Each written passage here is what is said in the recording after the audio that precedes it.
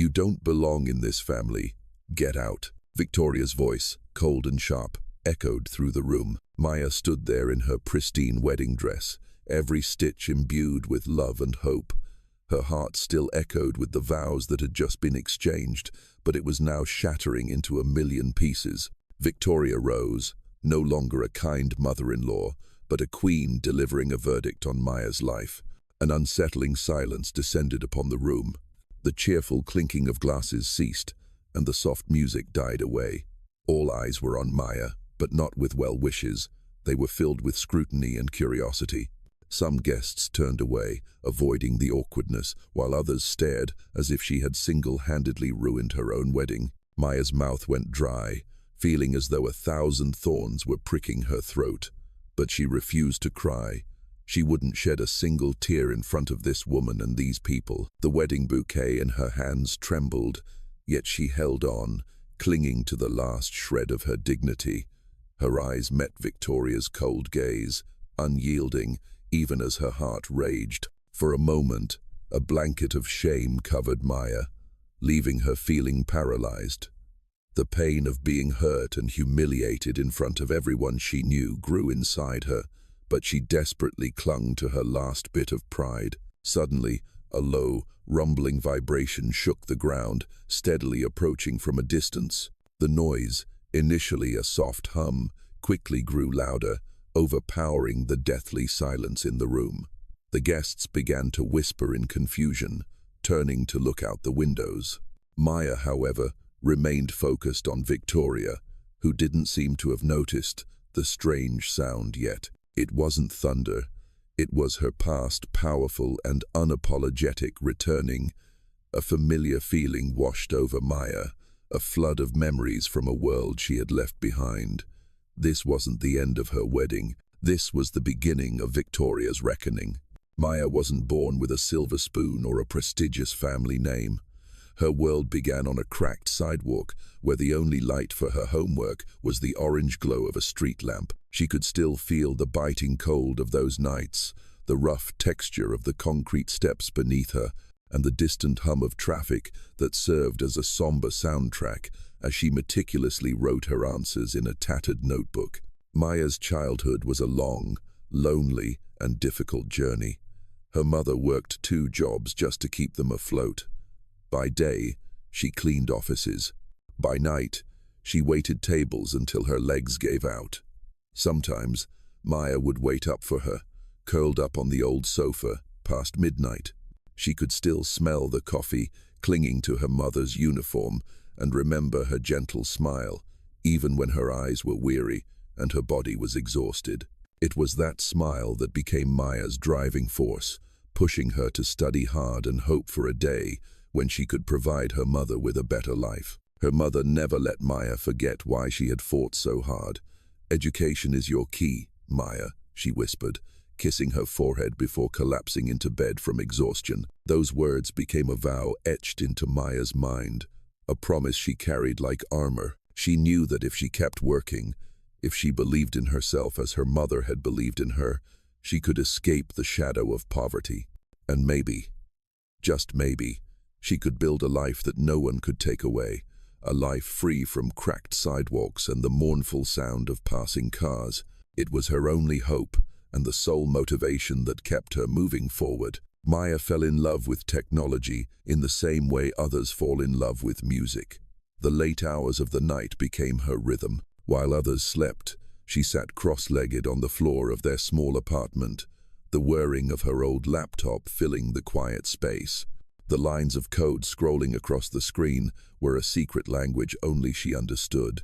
The room with its peeling paint and drafty window was her laboratory. Every error message was a puzzle. Every breakthrough felt like unlocking a door. With no money for expensive classes or new equipment, she taught herself using every free resource she could find. The more she coded, the more Maya realized it wasn't just a skill, it was a way out. If she could create something useful, something real, she could change her future. She didn't need anyone's approval. All she needed was persistence, faith in her own hands, and the dream that one day this small screen could take her beyond the walls of that forgotten room. College was where Maya and Ethan met. She was the girl in the back row with a laptop on her knees, lost in lines of code. Ethan was the guy 2 seats away, always raising his hand with confidence and curiosity. Maya naively believed his gaze was love. Looking back now, she understood it wasn't admiration, but calculation. He didn't love her. He saw something in her that others didn't, something he could exploit to his advantage. At first, they were just classmates sharing notes before exams, but long nights in the library have a way of bringing strangers closer. Ethan brought coffee, and Maya brought snacks. Between study sessions, they started talking about their dreams. He spoke of building a company, and she talked about creating an app that could change the world. In those conversations, they found an invisible bond. The more they talked, the more they realized they were not just two individuals, but two pieces of a puzzle finding each other. He cherished the dream of building his own company. Maya, on the other hand, wanted to create technology that would open up opportunities for children from backgrounds similar to hers. The more they shared their dreams, the more she felt they were not just planning for the future. The more they shared, the more Maya felt they were not just planning for the future, they were daring to trust each other. The friendship slowly and quietly deepened into something more, until one evening, Ethan looked at her from across the table and smiled. In that smile, Maya saw both security and infinite possibilities. That was how their first love found them. Yet, now, Maya realized he had heartlessly exploited her very dreams. Their friendship had quietly grown deeper, until one night, he looked at her and smiled. That smile had once made her feel safe, made her see possibilities. Now, she realized, that was when the first trap was laid. Meeting Ethan's family should have been a warm memory, but it turned out to be a perfectly orchestrated play. Victoria, his mother, greeted her with a smile that never reached her eyes. Her gaze was sharp as a knife, stripping away all pretense and exposing Maya to her ruthless judgment. She didn't care who Maya was. She only wanted Maya to know that she was the one in control. Victoria wasn't just acting, she was the embodiment of an ice queen, and Maya was merely a pawn in her game of power. "So Maya, where exactly is your family from?"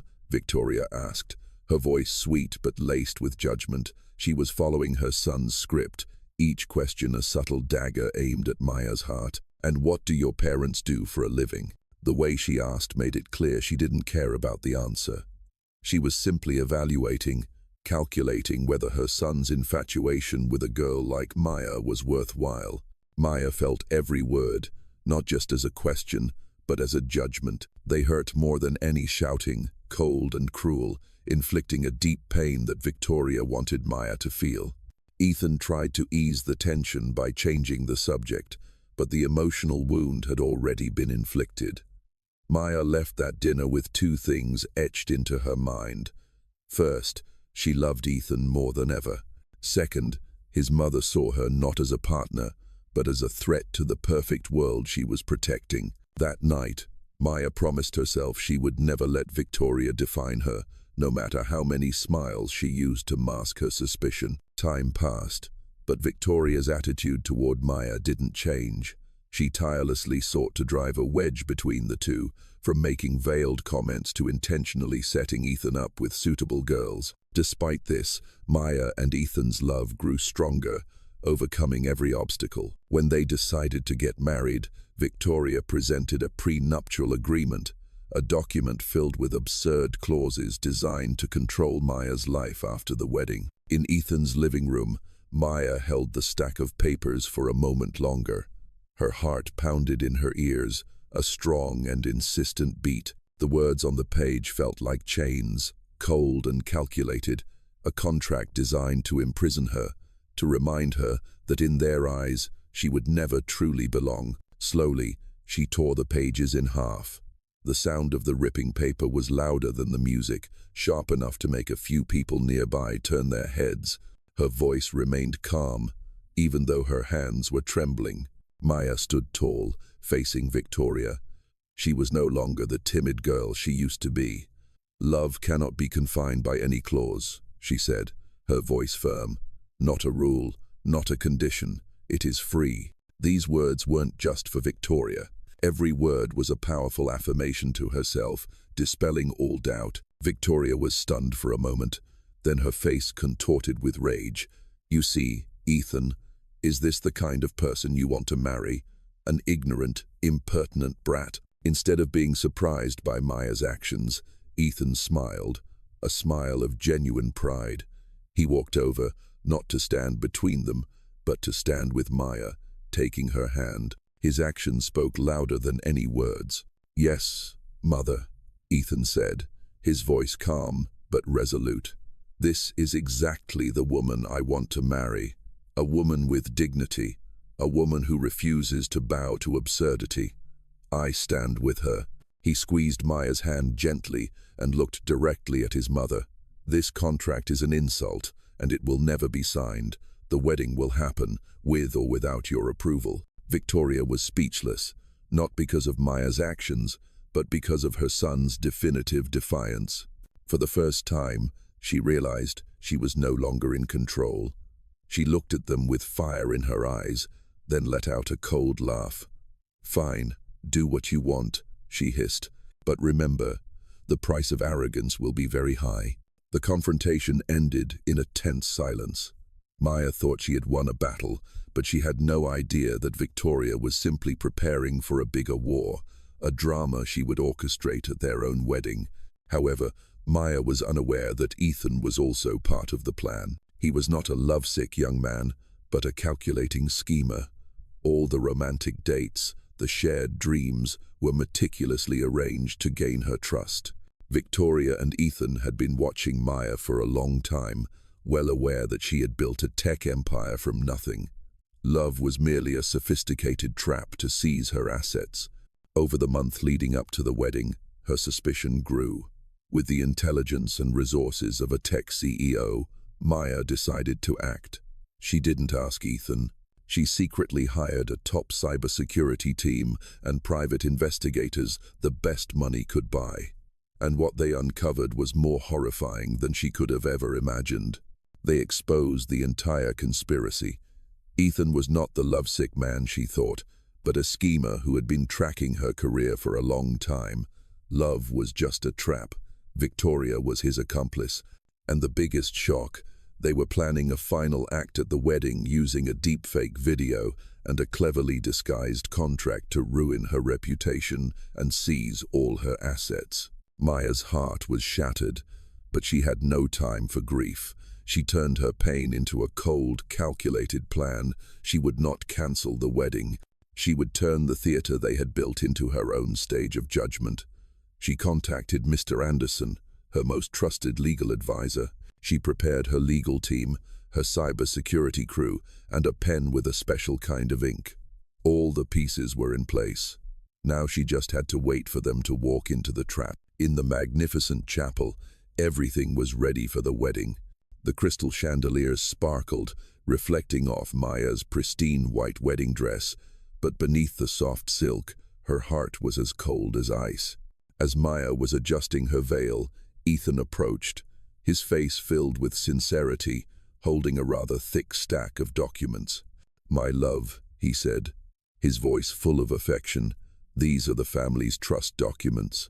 Mother wants you to sign as my heir to ensure everything belongs to you later.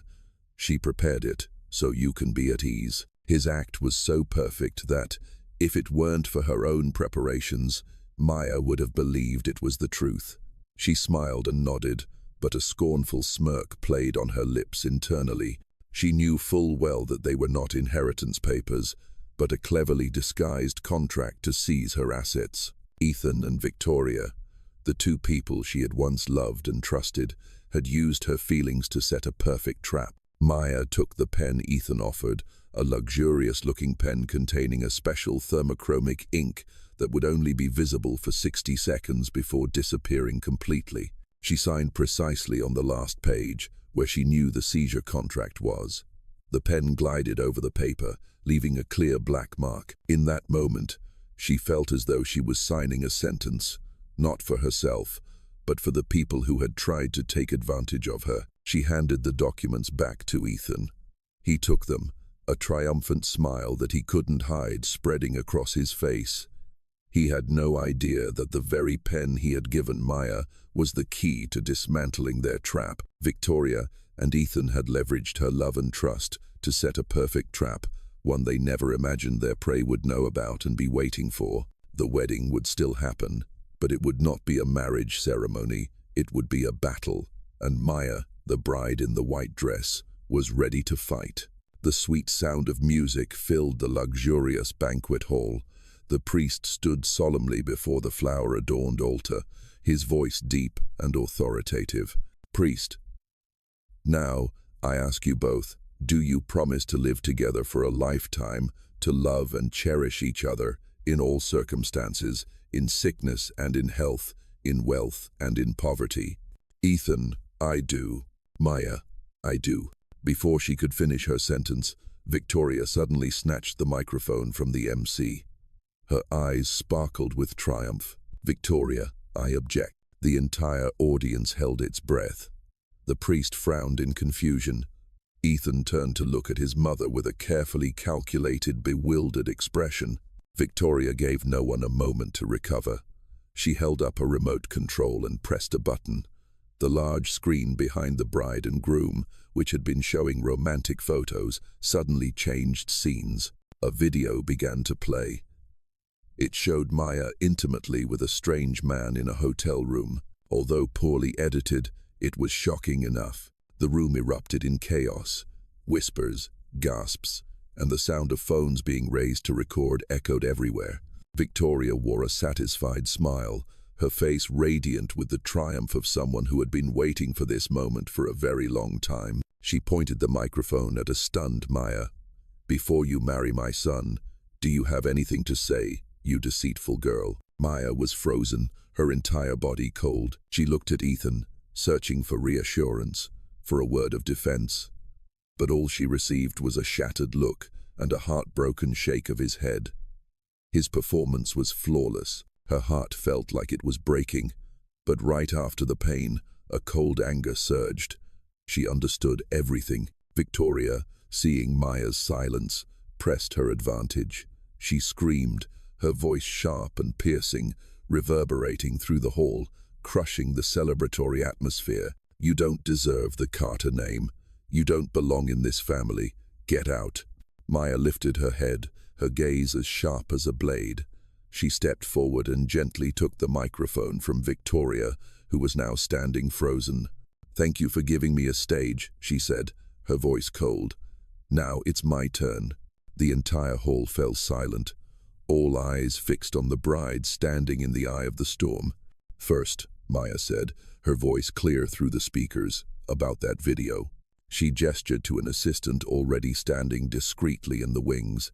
Immediately, the images on the large screens changed.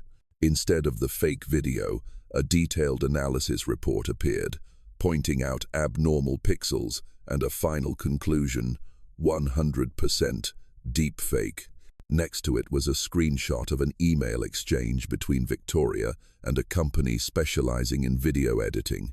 A wave of astonished whispers rose, directed at Victoria. Her triumphant face stiffened, then slowly turned pale. "Second," Maya continued, giving no one time to compose themselves.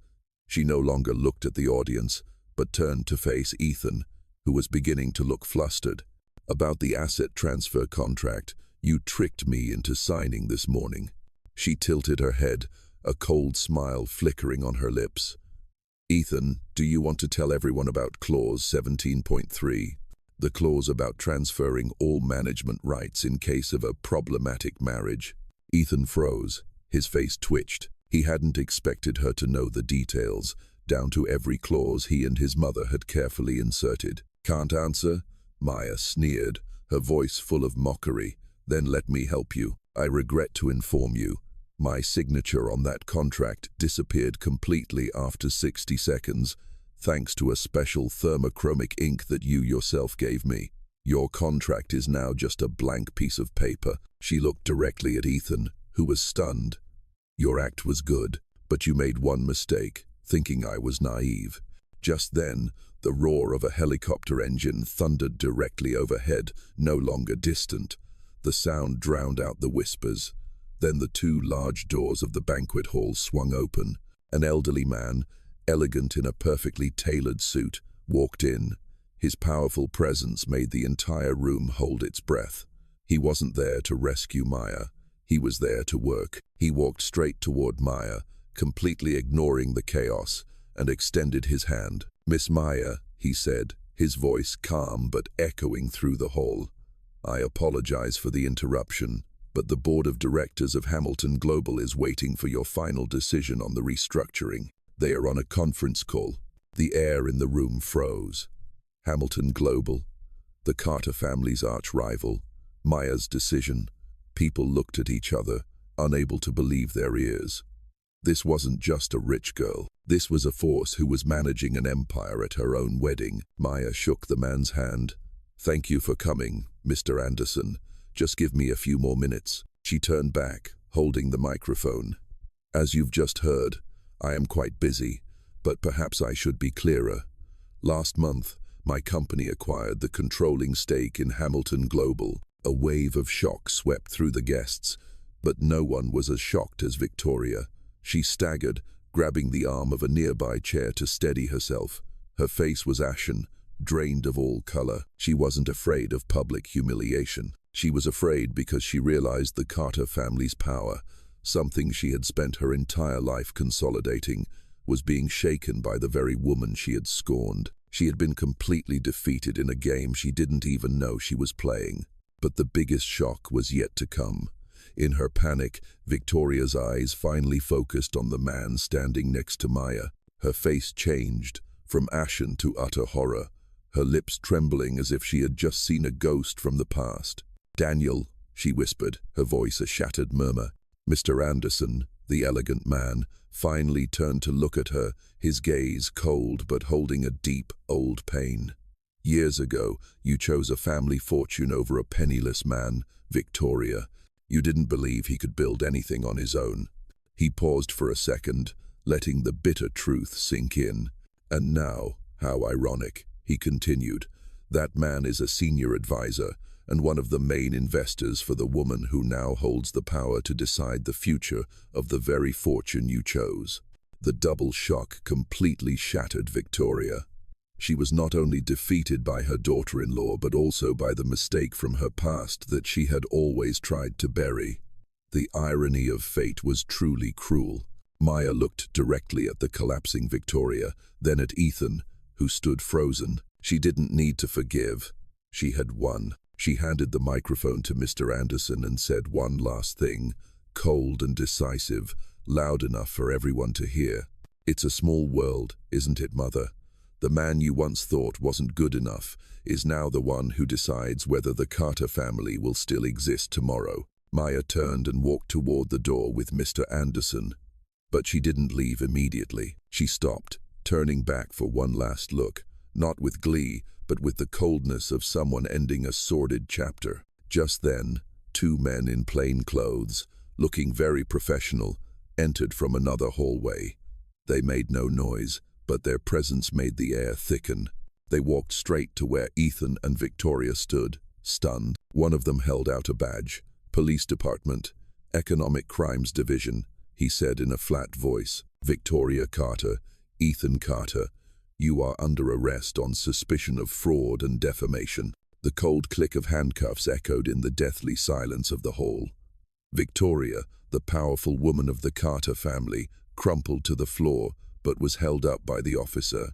Ethan, the cunning mastermind, was now pale, devoid of any poise. "No, this can't be," Ethan stammered. Then he snapped his head up, staring at Maya with bitter, frantic eyes. "Why?" he yelled, his voice breaking. "Everything I did was for our love." Those words were like a final spark, igniting Maya's contempt. She looked at him without a hint of pity. "You never understood," she said, her voice cold. "I don't want to control everything. I want to create things of value, and I never build anything on lies." That was the last thing she said to him. She turned her back, without a single look back. She walked away, as lightly as she had walked into their lives, and as coldly as she was leaving. Mr. Anderson followed, maintaining a respectful distance. He had arranged everything. While Maya was exposing their conspiracy, he had quietly sent all the evidence to the authorities waiting outside. The cameras of the guests, which had been pointed at Maya, now turned to record the sight of the Carter mother and son being led away in humiliation. Their empire wasn't just shaking, it was collapsing right before everyone's eyes, not because of the stock market, but because of their own arrogance and greed. Maya walked out of the banquet hall, the cool night air washing away the stifling atmosphere inside. Her private helicopter was waiting, its rotors turning silently, a symbol of the power and freedom she had earned herself. Maya didn't reply. She just nodded slightly at Mr. Anderson. He had arranged everything. While she was exposing their conspiracy, he had quietly sent all the evidence to the authorities waiting outside. The cameras of the guests, which had been pointed at Maya, now turned to record the sight of the Carter mother and son being led away in humiliation. Their empire wasn't just shaking, it was collapsing right before everyone's eyes, not because of the stock market, but because of their own arrogance and greed. Maya turned away, this time for good. She didn't need to see any more. Justice had been served. She walked out of the banquet hall, the cool night air washing away the stifling atmosphere inside. Her private helicopter was waiting, its rotors turning silently, a symbol of the power and freedom she had earned herself. Mr. Anderson followed, maintaining a respectful distance. He opened the door for her, and she gracefully lifted her wedding dress and stepped into the luxurious cabin. The door closed, cutting off all the chaotic sounds from behind. The helicopter slowly lifted off the ground. Below, the magnificent banquet hall was now just a brightly lit window in the night, where a bitter drama had just concluded. Fireworks began to explode in the sky, a brilliant, ignorant display, no longer celebrating a wedding, but unintentionally becoming a welcome for the rise of a queen. Maya sat in silence, watching the city stretch out below her like a carpet of diamonds. She didn't cry, nor did she smile. Her face was serene, but a cold determination shone in her eyes. Mr. Anderson, sitting opposite her, handed her a tablet with a glowing screen. "The Hamilton Global Board has been waiting all evening," he said calmly. "They need your first decision now, about the future of the Carter Corporation." Maya didn't look at the screen immediately. She looked out the window, into the endless void, as if she were looking back at her entire journey, from the cracked sidewalk under a street lamp to the seat of power in this helicopter. After a moment of silence, she turned back. A faint but heavy smile appeared on her lips. "Restructure," she said, her voice clear and decisive. "Sell all the Carter family's business segments that were built on old relationships and monopolies. Keep the parts with real potential for innovation. All the profits from the asset sales, use them to establish the New Beginnings Fund." Mr. Anderson raised an eyebrow slightly, a bit surprised. "The New Beginnings Fund?" "Exactly," Maya confirmed. "A venture capital fund specializing in providing capital to young founders from difficult backgrounds, people with groundbreaking ideas but no money or family connections, people like the me of many years ago." She looked directly into Mr. Anderson's eyes, and this time her gaze held not just determination, but a fire of passion. The Carter family's legacy was built on arranged marriages and the fear of losing status. They hoarded power for themselves. She paused, then continued, her voice full of pride. "My legacy will be built on giving opportunities. There will be no more Mayas studying under a street lamp." Mr. Anderson looked at her, the surprise in his eyes slowly turning into deep admiration. He nodded. "I understand. A very wise decision, ma'am." He turned away to relay the orders. Maya turned back to look out the window. The helicopter flew forward, piercing the night, heading toward a future that she herself was writing. She didn't just destroy an old empire. She was using the very bricks from its ashes to build a bridge, a path for future generations. The wedding was over. The love was dead. But her story had only just truly begun. The wedding dress on her now was no longer a symbol of a broken love, but a suit of armor after a battle. She suddenly realized a profound lesson, not from books or lines of code, but from the most bitter betrayal. True love would never ask you to prove your worth. It would not demand you to give up who you are to fit in, nor would it use sweet words to hide a conspiracy. True love would stand by you, not for what you have, but for who you are. It would be a teammate in the game of life, not an opponent on the other side of the board. And the second lesson, even more important, was that the greatest strength is not in how much wealth you can accumulate, but in the ability to not let anyone, no matter how much you love them, have the right to define your value. Dignity is not something others grant you. It is something you build and protect yourself, and you must never compromise it. They had tried to take everything from her, but they had failed, because the most precious things she owned, her intelligence, her resilience, and a heart that never stopped dreaming, were things no contract could transfer, no humiliation could destroy. She looked ahead, where dawn was beginning to break on the horizon. A new beginning, a new legacy, a new story, one that she was completely in charge of.